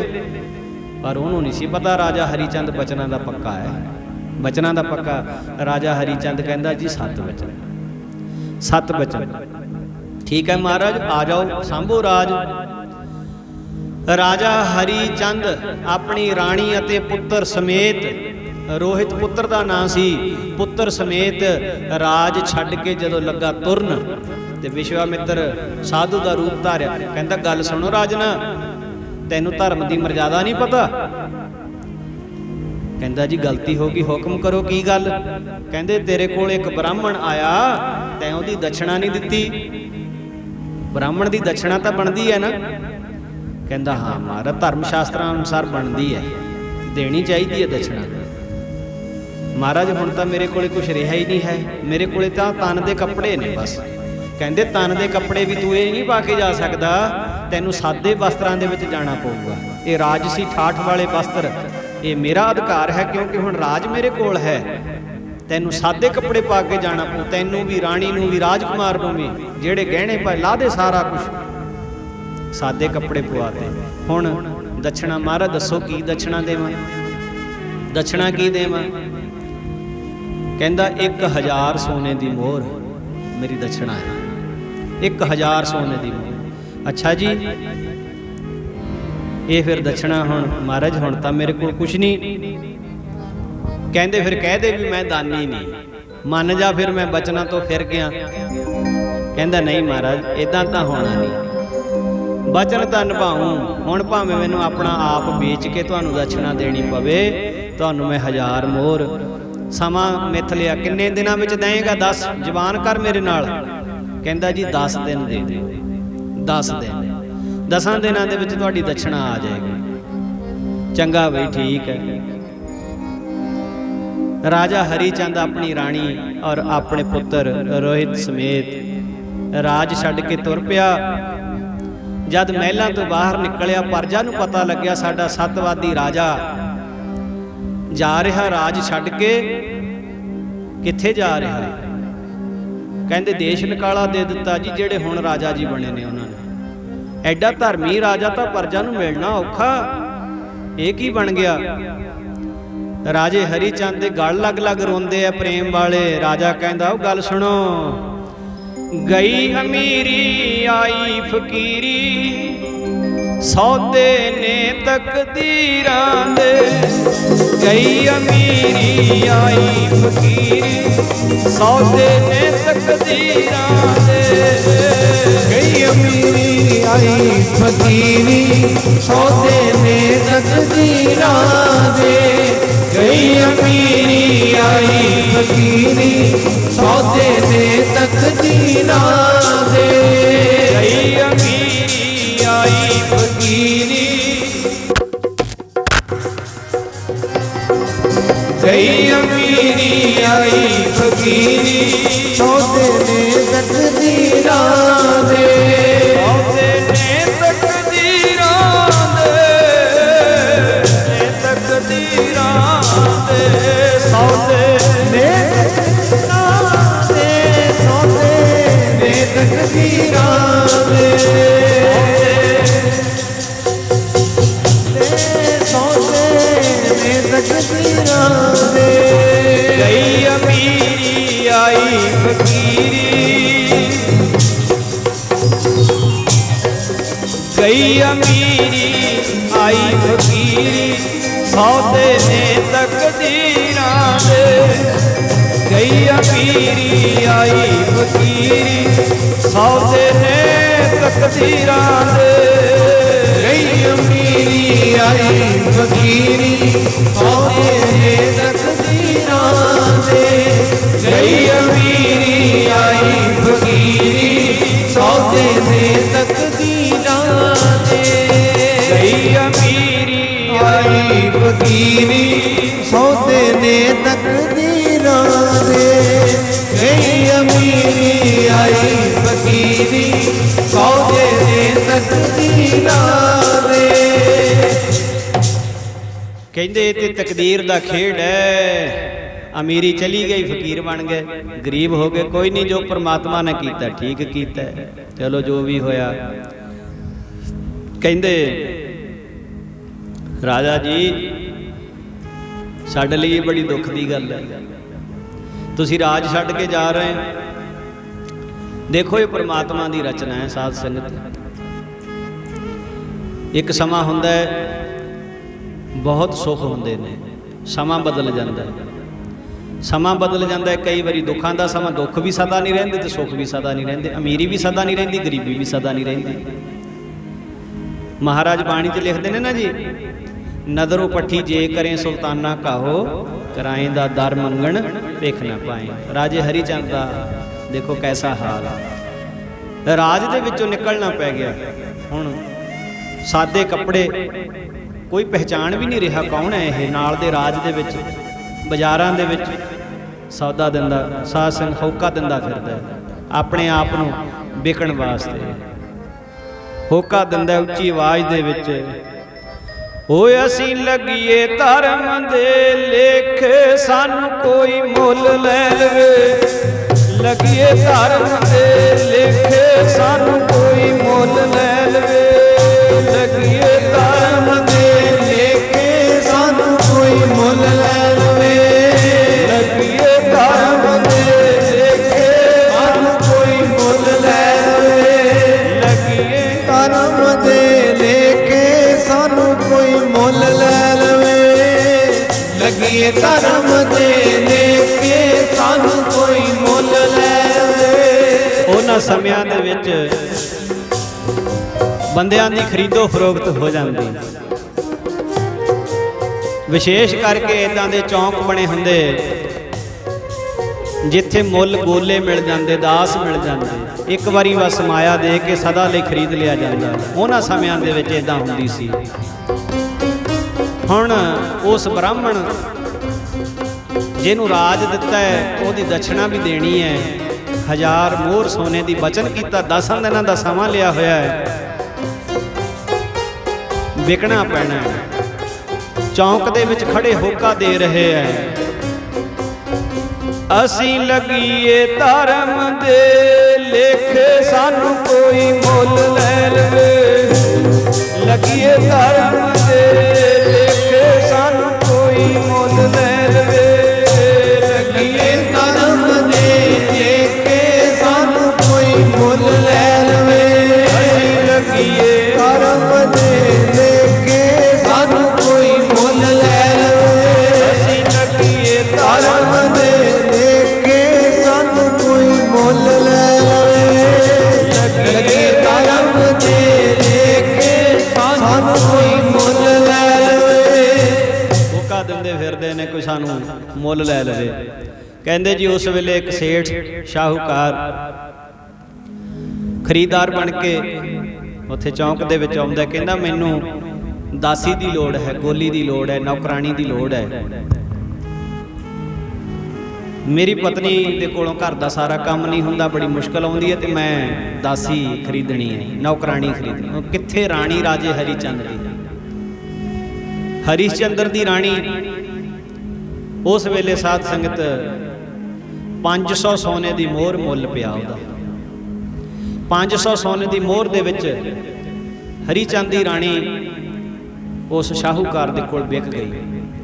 500 ਮੋਹਰ ਲਈ ਤੇ ਹੁਣ ਉਸ ਸ਼ਾਹੂਕਾਰ ਦੇ ਘਰ ਨੌਕਰਾਣੀ ਬਣ ਕੇ ਘਰ ਦਾ ਸਾਰਾ ਕੰਮ, ਹੋਰ ਬਹੁਤ ਖੇਚਲ। ਰਾਣੀ ਨੇ ਕਦੇ ਕੰਮ ਨਹੀਂ ਸੀ ਕੀਤਾ, ਪਰ ਬਈ ਹੁਣ ਮੁਕੱਦਰਾਂ ਦੀ ਐਸੀ ਮਾਰ ਪੈ ਗਈ, ਪਰ ਕਰਨਾ ਪੈ ਰਿਹਾ। ਹੁਣ ਇੱਧਰ ਹੁਣ 500 ਮੋਹਰ ਰਹਿੰਦੀ ਹੈ, 500 ਹੋਈ ਹੈ, 500 ਮੋਹਰ ਰਹਿੰਦੀ ਹੈ। ਹੁਣ ਕੀ ਹੋਵੇ? ਰਾਜਾ ਆਪਣਾ ਆਪ ਵੇਚਣ ਨੂੰ ਤਿਆਰ ਹੈ। ਇੱਕ ਸ਼ਮਸ਼ਾਨ ਘਾਟ ਦੇ ਵਿੱਚ ਚੰਡਾਲ ਰਹਿੰਦਾ ਹੈ, ਉਹਦਾ ਕੰਮ ਹੈ ਮੁਰਦੇ ਫੂਕਣੇ। ਉਹ ਖਰੀਦਦਾਰ ਬਣਦਾ ਹੈ। ਅੱਛਾ, ਮੈਨੂੰ ਇੱਕ ਸੇਵਕ ਦੀ ਲੋੜ, ਸੇਵਾਦਾਰ ਦੀ ਲੋੜ ਹੈ, ਚੱਲ ਬਈ ਮੇਰੇ ਨਾਲ। 500 ਸੋਨੇ ਦੀ ਮੋਹਰ ਦੇ ਵਿੱਚ ਰਾਜਾ ਹਰੀਚੰਦ ਵਿਕ ਗਿਆ ਜੀ। ਹੁਣ ਉਹ 1000 ਮੋਹਰ ਰਾਜੇ ਹਰੀਚੰਦ ਨੇ ਵਿਸ਼ਵਾਮਿੱਤਰ ਜੋ ਸਾਧੂ ਬਣਿਆ ਹੋਇਆ, ਬ੍ਰਾਹਮਣ ਬਣਿਆ ਹੋਇਆ, ਉਹਦੇ ਤੇ ਹੀ ਪਹੁੰਚਾ ਦਿੱਤੀ ਵੀ ਆਹ ਤੁਹਾਡੀ ਦਛਣਾ ਹੈ। ਆਪ ਰਾਜਾ ਹਰੀਚੰਦ ਉਹ ਸ਼ਮਸ਼ਾਨ ਘਾਟ ਦੇ ਵਿੱਚ ਮੁਰਦੇ ਫੂਕਣ ਦਾ ਕੰਮ ਕਰ ਰਿਹਾ ਹੈ। ਸੱਚ ਤੋਂ ਪਿੱਛੇ ਨਹੀਂ ਹਟਿਆ, ਬਚਨਾਂ ਤੋਂ ਪਿੱਛੇ ਨਹੀਂ ਹਟਿਆ, ਧਰਮ ਕਮਾ ਰਿਹਾ। ਐਵੇਂ ਗੁਰਬਾਣੀ ਦੇ ਵਿੱਚ ਨਾਮ ਆ ਜਾਣਾ ਕੋਈ ਛੋਟੀ ਗੱਲ ਨਹੀਂ ਹੈ। ਆਪਣਾ ਆਪ ਵੇਚ ਦਿੱਤਾ ਮਹਾਰਾਜ ਨੇ, ਉਹਦੇ ਵਿਕਣ ਦੀ ਉਹ ਗੱਲ ਲਿਖੀ ਹੈ ਬਾਣੀ ਦੇ ਵਿੱਚ। ਕਿਉਂ ਨੇ ਖਾਸ ਵਿਕਾਈ। ਜੋ ਇਸ ਗੱਲ ਨੂੰ ਸਮਝ ਜਾਂਦਾ ਬਈ ਕੋਈ ਵੀ ਫੈਸਲਾ ਕਰਨ ਵਿੱਚ ਕਾਹਲਾਪਨ, ਕੋਈ ਵੀ ਫੈਸਲਾ ਕਰਨ ਦੇ ਵਿੱਚ ਜਲਦਬਾਜ਼ੀ, ਬਿਨਾਂ ਵਿਚਾਰ ਕੀਤਿਆਂ, ਬਿਨਾਂ ਸੋਚਿਆਂ ਕੋਈ ਵੀ ਕਦਮ ਚੱਕਣਾ ਠੀਕ ਨਹੀਂ ਹੁੰਦਾ। ਵਿਚਾਰ ਕਰਨੀ ਚਾਹੀਦੀ ਹੈ, ਵਿਚਾਰ ਕਰਕੇ ਹੀ ਕੋਈ ਫੇਰ ਵਚਨ ਦੇਣਾ ਚਾਹੀਦਾ। ਤਾਂ ਕਹਿੰਦੇ ਕਾਹਨੂੰ ਵਿਕਦਾ? ਉਹ ਵਚਨ ਦੀ ਕਮਾਈ ਕਰ ਰਿਹਾ ਹੈ, ਵਚਨ ਤੇ ਖੜਾ ਹੈ। ਹੁਣ ਇੱਧਰ ਇੰਦਰ ਰਾਜਾ ਵਿਸ਼ਵਾਮਿੱਤਰ ਨੂੰ ਕਹਿੰਦਾ, ਤੂੰ ਤਾਂ ਕਹਿੰਦਾ ਸੀ ਮੈਂ ਉਹਨੂੰ ਦਿਲਾ ਦਿਆਂਗਾ, ਤੂੰ ਤਾਂ ਕਹਿੰਦਾ ਸੀ ਬਈ ਮੈਂ ਉਹਨੂੰ ਉਹਦੇ ਸੱਤ ਤੋਂ ਗਿਰਾ ਦਿਆਂਗਾ, ਸੱਤ ਭੰਗ ਕਰ ਦਿਆਂਗਾ। ਉਹਨੇ ਤਾਂ ਇੰਨੀਆਂ ਖੇਚਲਾਂ ਵੀ ਝੱਲ ਲਈਆਂ, ਵਿਕ ਵੀ ਗਿਆ, ਰਾਜ ਵੀ ਛੱਡਤਾ, ਰਾਣੀ ਵੀ ਵਿਕ ਗਈ, ਤੇਰੀ ਦਛਣਾ ਵੀ ਦੇਤੀ। ਉਹ ਤਾਂ ਹਜੇ ਤੇ ਆਪਣੇ ਜਦ ਤੱਕ ਬਚਨਾਂ ਤੋਂ ਨਹੀਂ ਡਿੱਗਦਾ ਉਨਾ ਚਿਰ ਤੱਕ ਉਹਦਾ ਸੱਤ ਭੰਗ ਕਿਵੇਂ ਮੰਨਿਆ ਜਾਊ? ਉਹਦਾ ਉਨਾ ਹੀ ਉੱਚਾ ਹੈ। ਵਿਸ਼ਵਾਮਿੱਤਰ ਕਹਿੰਦਾ ਚੰਗਾ, ਫਿਰ ਹੁਣ ਤੱਕ ਤਾਂ ਨਹੀਂ ਗਿਰਿਆ, ਹੁਣ ਗਿਰੂਗਾ, ਹੁਣ ਗਿਰੂਗਾ। ਉਹ ਕਹਿੰਦਾ ਹੁਣ ਕੀ ਕਰੇਗਾ? ਕਹਿੰਦਾ ਵੇਖਦਾ ਜਾ ਵੀ ਮੈਂ ਕੀ ਕਰਦਾ ਹਾਂ। ਰਾਜੇ ਹਰੀਚੰਦ ਦੀ ਰਾਣੀ ਸ਼ਾਹੂਕਾਰ ਦੇ ਮਹਿਲਾਂ ਦੇ ਵਿੱਚ ਕੰਮ ਕਰਦੀ ਹੈ ਤੇ ਉਹਦਾ ਪੁੱਤਰ ਰੋਹਿਤ ਬਾਗ ਦੇ ਵਿੱਚ ਖੇਡ ਰਿਹਾ ਹੈ। ਵਿਸ਼ਵਾਮਿੱਤਰ ਨੇ ਤਚਕ ਨਾਗ ਨੂੰ ਹੁਕਮ ਕੀਤਾ, ਉਹਨੇ ਰਾਣੀ ਦੇ ਪੁੱਤਰ ਦੇ ਡੰਗ ਮਾਰਿਆ, ਪੁੱਤਰ ਮਰ ਗਿਆ। ਰਾਣੀ ਨੂੰ ਖਬਰ ਮਿਲੀ, ਹੁਣ ਇੱਕੋ ਹੀ ਸਹਾਰਾ ਸੀ ਪੁੱਤਰ, ਉਹ ਵੀ ਚਲਿਆ ਗਿਆ। ਓਹੋ, ਇਹ ਕੀ ਬਣ ਗਿਆ? ਰੋਂਦੀ ਹੈ, ਪਿੱਟਦੀ ਹੈ। ਬੱਚਿਆਂ ਦਾ ਵਿਛੋੜਾ ਮਾਪਿਆਂ ਵਾਸਤੇ ਕੋਈ ਛੋਟੀ ਗੱਲ? ਬੂਹੇ ਭੇੜ ਭੇੜ ਰੋਂਦੀਆਂ ਨੇ ਮਾਵਾਂ, ਜੀ ਔਖੇ ਹੁੰਦੇ ਪੁੱਤ ਤੋਰਨੇ। ਭੇੜ ਭੇੜ ਰੋਂਦੀਆਂ ਨੇ ਮਾਵਾਂ, ਔਖੇ ਹੁੰਦੇ ਪੁੱਤ ਤੋਰਨੇ। ਬੂਹੇ ਭੇੜ ਭੇੜ ਰੋਂਦੀਆਂ ਨੇ ਮਾਵਾਂ, ਔਖੇ ਹੁੰਦੇ ਪੁੱਤ ਤੋਰਨੇ। ਬੂਹੇ ਭੇੜ ਰੋਂਦੀਆਂ ਨੇ ਮਾਵਾਂ, ਔਖੇ ਹੁੰਦੇ ਪੁੱਤ ਤੋਰਨੇ। ਬੂਹੇ ਭੇੜ ਭੇੜ ਰੋਂਦੀਆਂ ਨੇ ਮਾਵਾਂ, ਔਖੇ ਹੁੰਦੇ ਪੁੱਤ ਤੋਰਨੇ। ਬੂਹੇ ਭੇੜ ਭੇੜ ਰੋਂਦੀਆਂ ਨੇ ਮਾਵਾਂ, ਔਖੇ ਹੁੰਦੇ ਪੁੱਤ ਤੋਰਨੇ। ਬੂਹੇ ਭੇੜ ਭੇੜ ਰੋਂਦੀਆਂ ਨੇ ਮਾਵਾਂ, ਔਖੇ ਹੁੰਦੇ ਪੁੱਤ ਤੋਰਨੇ। ਭੇੜ ਭੇੜ ਰੋਂਦੀਆਂ ਨੇ ਮਾਵਾਂ, ਔਖੇ ਹੁੰਦੇ ਪੁੱਤ ਤੋਰਨੇ। ਬੂਹੇ ਭੇੜ ਰੋਂਦੀਆਂ ਨੇ ਮਾਵਾਂ, ਔਖੇ ਹੁੰਦੇ ਪੁੱਤ ਤੋਰਨੇ। ਬੂਹੇ ਭੇੜ ਰੋਂਦੀਆਂ ਨੇ ਮਾਵਾਂ, ਔਖੇ ਹੁੰਦੇ ਪੁੱਤ ਤੋਰਨੇ। ਬੂਹੇ ਭੇੜ ਭੇੜ ਰੋਂਦੀਆਂ ਨੇ ਮਾਵਾਂ, ਔਖੇ ਹੁੰਦੇ ਪੁੱਤ ਤੋਰਨੇ। ਬੂਹੇ ਭੇੜ ਰੋਂਦੀਆਂ ਨੇ ਮਾਵਾਂ, ਔਖੇ ਹੁੰਦੇ ਪੁੱਤ ਤੋਰਨੇ। ਰਾਜੇ ਹਰੀਸ਼ ਚੰਦਰ ਦਾ ਪੁੱਤਰ ਚੜ੍ਹਾਈ ਕਰ ਗਿਆ। ਰਾਣੀ ਰੋਂਦੀ ਹੈ, ਬਿਲਕਦੀ ਹੈ। ਕੋਈ ਚੁੱਪ ਕਰਾਉਣ ਵਾਲਾ ਨਹੀਂ, ਕੋਈ ਹੌਸਲਾ ਦੇਣ ਵਾਲਾ ਨਹੀਂ, ਕੋਈ ਸਹਾਰਾ ਦੇਣ ਵਾਲਾ ਨਹੀਂ ਹੈ। ਤੇ ਗੁਰਮੁਖੋ ਉਸ ਵੇਲੇ ਫਿਰ ਰੋ ਕੇ ਥੱਕ ਹਾਰ ਕੇ ਅਖੀਰ ਹੁਣ ਪੁੱਤਰ ਦਾ ਸੰਸਕਾਰ ਤਾਂ ਕਰਨਾ ਪੈਣਾ। ਰਾਣੀ ਸ਼ਾਹੂਕਾਰਨੀ ਨੂੰ ਬੇਨਤੀ ਕਰਦੀ ਹੈ ਵੀ ਮੈਨੂੰ ਥੋੜਾ ਜਿਹਾ ਕੱਪੜਾ ਦੇ ਦਿਓ, ਮੈਂ ਆਪਣੇ ਪੁੱਤ ਤੇ ਕੱਫਣ ਪਾ ਲਵਾਂ। ਮੈਂ ਆਪਣੇ ਪੁੱਤਰ ਨੂੰ ਸ਼ਮਸ਼ਾਨ ਘਾਟ ਸੰਸਕਾਰ ਵਾਸਤੇ ਲੈ ਜਾਵਾਂ। ਵਿਸ਼ਵਾਮਿੱਤਰ ਨੇ ਐਸਾ ਉਸ ਸ਼ਾਹੂਕਾਰਨੀ ਦਾ ਮਨ ਪ੍ਰੇਰਿਆ, ਉਹਨੇ ਰਾਣੀ ਨੂੰ ਧੱਕੇ ਮਾਰੇ। ਜਾ ਚਲੀ ਜਾ ਪੁੱਤ, ਤੇਰਾ ਮਰਿਆ ਹੈ, ਮੈਂ ਕੱਪੜਾ ਨਹੀਂ ਦੇ ਸਕਦੀ, ਜਾ ਚਲੀ ਜਾ। ਇੱਥੇ ਰੋਂਦੀ ਪਿੱਟਦੀ ਹੈ, ਸਾਡੇ ਘਰ ਦਾ ਮਾਹੌਲ ਖਰਾਬ ਕੀਤਾ ਤੈਂ। ਰਾਣੀ ਆਪਣੇ ਪੁੱਤਰ ਦੀ ਲਾਸ਼ ਚੱਕ ਕੇ ਆਪਣੀ ਸਾੜੀ ਦਾ ਪੱਲੂ ਥੋੜਾ ਜਿਹਾ, ਅੱਛਾ ਚਲੋ ਤਨ ਢੱਕਣ ਜੋਗਾ ਕੱਪੜਾ ਰੱਖ ਕੇ ਆਪਣੇ ਪੁੱਤਰ ਤੇ ਕੱਫਣ ਪਾ ਦਿੱਤਾ। ਸ਼ਮਸ਼ਾਨ ਘਾਟ ਦੇ ਵਿੱਚ ਆਉਂਦੀ ਹੈ।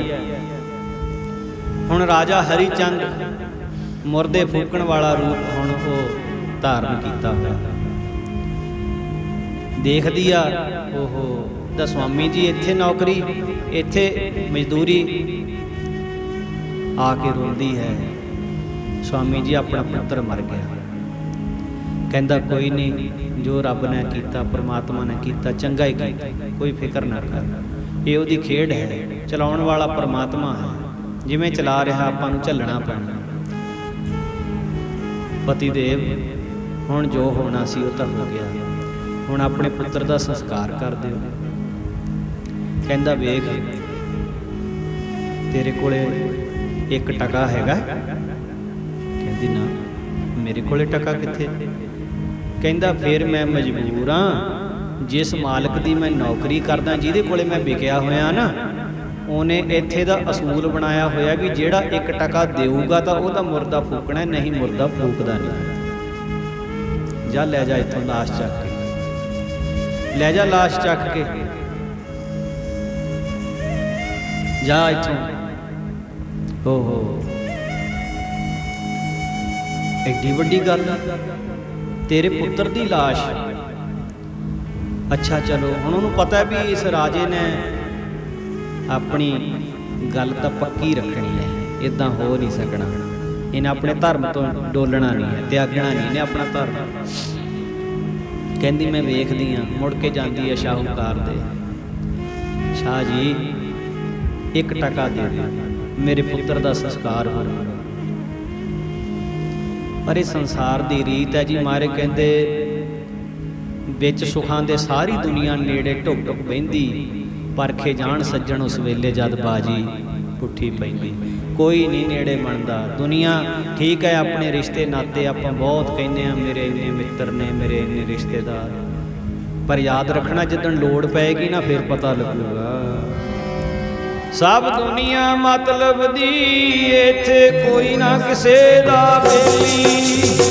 ਦੁਨੀਆ ਮਤਲਬ ਦੀ, ਕੋਈ ਨਾ ਕਿਸੇ ਦਾ ਬੇਲੀ। ਸਭ ਦੁਨੀਆ ਮਤਲਬ ਦੀ, ਇੱਥੇ ਕੋਈ ਨਾ ਕਿਸੇ ਦਾ ਬੇਲੀ। ਸਭ ਦੁਨੀਆ ਮਤਲਬ ਦੀ, ਇੱਥੇ ਕੋਈ ਨਾ ਕਿਸੇ ਦਾ ਬੇਲੀ। ਸਭ ਦੁਨੀਆ ਮਤਲਬ ਦੀ, ਇੱਥੇ ਕੋਈ ਨਾ ਕਿਸੇ ਦਾ ਬੇਲੀ। ਸਭ ਦੁਨੀਆ ਮਤਲਬ ਦੀ, ਇੱਥੇ ਕੋਈ ਨਾ ਕਿਸੇ ਦਾ ਬੇਲੀ। ਸਭ ਦੁਨੀਆ ਮਤਲਬ ਦੀ, ਇੱਥੇ ਕੋਈ ਨਾ ਕਿਸੇ ਦਾ ਬੇਲੀ।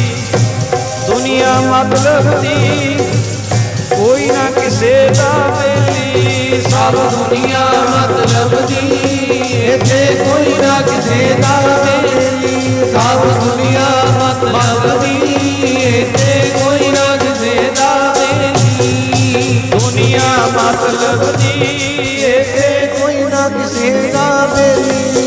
ਸਭ ਦੁਨੀਆ ਮਤਲਬ ਦੀ, ਇੱਥੇ ਕੋਈ ਨਾ ਕਿਸੇ ਦਾ ਬੇਲੀ। ਕੋਈ ਕਿਸੇ ਦਾ ਬੇਲੀ ਨਹੀਂ ਹੈ, ਕੋਈ ਕਿਸੇ ਦਾ ਸਾਥੀ ਨਹੀਂ ਹੈ। ਕਹਿੰਦੇ ਜੀ ਸ਼ਾਹੂਕਾਰ ਨੇ ਵੀ ਉਸ ਵੇਲੇ ਮਨਾ ਕਰ ਦਿੱਤਾ।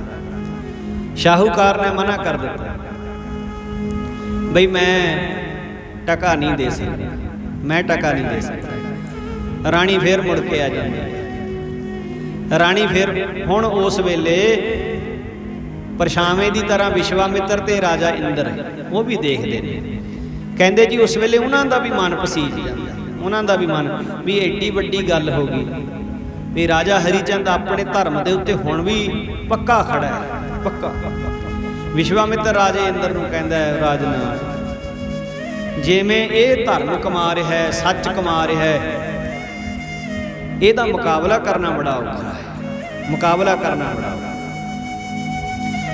ਕਹਿੰਦੇ ਜੀ ਉਸ ਵੇਲੇ ਰਾਣੀ ਨੇ ਜਿਵੇਂ ਚੋਰੀ ਲੱਕੜਾਂ ਚੱਕ ਕੇ ਆਪਣੇ ਪੁੱਤਰ ਦਾ ਸੰਸਕਾਰ ਕਰਨਾ ਚਾਹਿਆ, ਚੋਰੀ ਲੱਕੜਾਂ ਚੱਕ ਕੇ ਸੰਸਕਾਰ ਕਰਨਾ ਚਾਹਿਆ।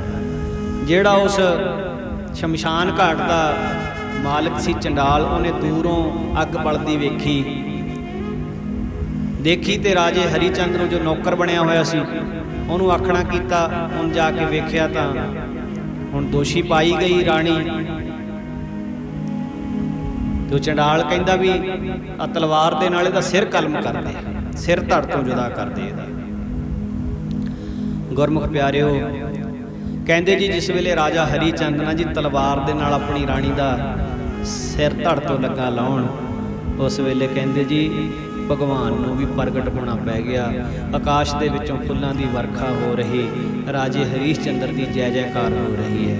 ਵਿਸ਼ਵਾਮਿੱਤਰ ਨੇ ਵੀ ਆ ਕੇ ਚਰਨ ਫੜ ਲਏ ਰਾਜੇ ਹਰੀਚੰਦ ਦੇ, ਬਈ ਬਚਨਾਂ ਦਾ ਇੰਨਾ ਪੱਕਾ, ਧਰਮ ਐਡਾ ਕਮਾਉਣ ਵਾਲਾ।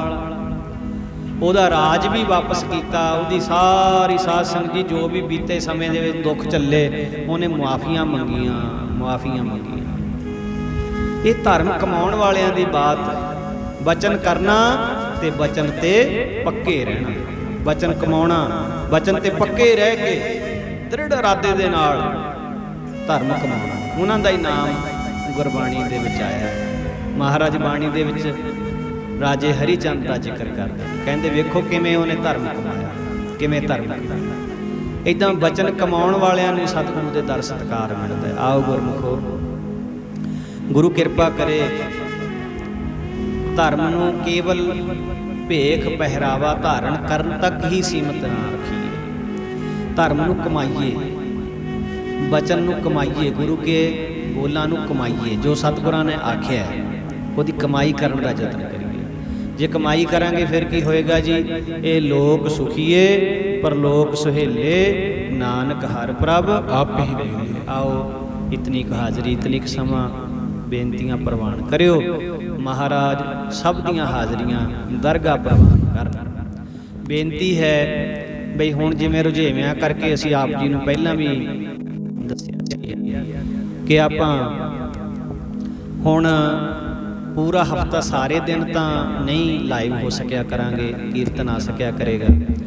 ਹਫਤੇ ਦੇ ਵਿੱਚ 2 ਦਿਨ, ਇੱਕ ਮੰਗਲਵਾਰ ਨੂੰ ਤੇ ਇੱਕ ਸ਼ਨੀਚਰਵਾਰ ਨੂੰ ਕੀਰਤਨ ਦੀਵਾਨ ਸ਼ਾਮ ਦੇ ਸਮੇਂ, ਤੇ ਫਿਰ ਐਤਵਾਰ ਨੂੰ ਸਵੇਰੇ ਅੰਮ੍ਰਿਤ ਵੇਲੇ ਸਿਮਰਨ।